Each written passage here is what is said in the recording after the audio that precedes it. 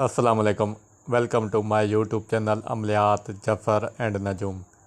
मेरे YouTube channel को subscribe करें, बेल आइकन पर क्लिक करें ताकि हर आने वाली नई वीडियो का नोटिफिकेशन आपको मिलता रहे। दोस्तों, मैं आज आपके लिए तशख़ीस के हवाले से अमल लेकर आया हूँ, जिससे आप बआसानी मर्ज़ मालूम कर सकते हैं कि आया कि मर्ज़ रूहानी है या जिस्मानी। ये बहुत आसान और तजर्बाशुदा अमल है।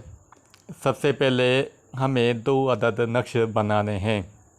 उरूज माह ज़वाल माह का कोई चक्कर नहीं है, आप ये नक्श किसी भी वक्त किसी भी दिन बना सकते हैं।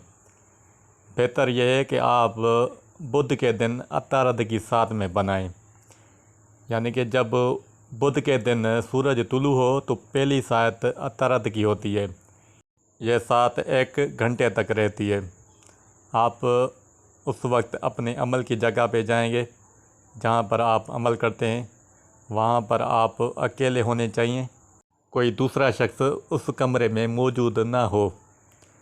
आप बावज़ू हो, क़िबले तरफ मुँह करके आप ये 2 अदद नक्श बनाएंगे, जो मैं इसका तरीका आपको बता रहा हूँ। आप 2 अदद वाइट पेपर लेंगे और ब्लैक रंग की पेन से सबसे पहले आप 4 खानों का बॉक्स बनाएंगे। सबसे ऊपर 786 लिखेंगे, फिर 317, 318, 319, 320, 321, 322, 323, 324, फिर 326, फिर 327, फिर 328, फिर 329, फिर 330, फिर 331, फिर 332, फिर 333।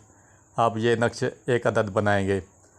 और दूसरा नक्श वाइट पेपर लेकर 4 खानों का बॉक्स बनाएंगे। सबसे ऊपर 786 लिखेंगे, फिर 319 से शुरू करेंगे। 320, 321, 322, 323, 324, 325, 326, फिर 328, फिर 329, फिर 330, फिर 331, 332, फिर 333, फिर 334, फिर 335 तक मुकम्मल करेंगे। ये मैं इसकी चाल भी दे रहा हूँ। ये जैसे लिखा हुआ है 1 2 3 4 5 6 7 8 9 10 11 12 13 14 15 16। इस चाल के हिसाब से आप नक्श बनाएंगे।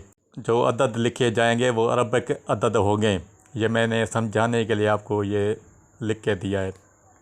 अब तरीका इस्तेमाल समझ लें। जब आपके पास कोई भी मरीज़ आए तो आपको अपने सामने मरीज़ को बैठाना है, और जो मैंने नक्श दिया था 317 पहले बॉक्स वाला, आपको वो नक्श मरीज़ के सीधे हाथ पे रखना है और हाथ फैला देने हैं और उसकी मुट्ठी बंद कर दें और हाथ किसी चीज़ पर ना टेकें। घड़ी में देखकर 5 मिनट तक नक्श पकड़े रखें।